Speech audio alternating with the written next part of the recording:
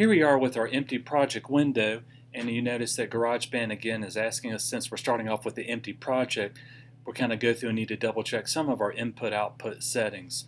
One area in particular that's kind of useful to work with is if you click on your Details drop-down button, depending upon which option that you select, if you're working with a software instrument, sounds coming from your Mac, of course GarageBand is asking you, I want to hear sound from a built-in output. We're going to come back to the microphone in 1 second as our last option.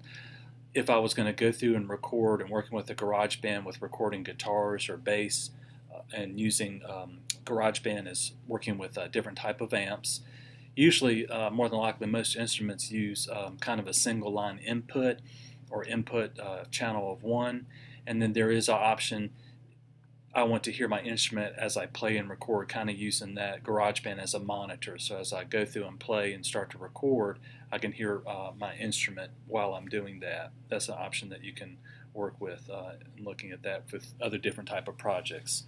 Here again, my instrument is connected with a built-in microphone. I also hear sound from a built-in output. Let's take a look at the drums and working with adding drums to your song. This is just asking you how you want to hear the sound as a different option there. The last option that we're going to pick is record using a microphone or line input, and you have some different options. If you can take a look, some of these I mentioned in previous videos. My instrument is connected with a built-in microphone. I am using the internal microphone to pick up my voice, as well as I want to hear sound from a built-in output. I don't really necessarily need to let my voice to hear it as I record, but that option, there is an option that you could go through to select that. There's also a different drop-down menu right here that you can choose input 1 and 2.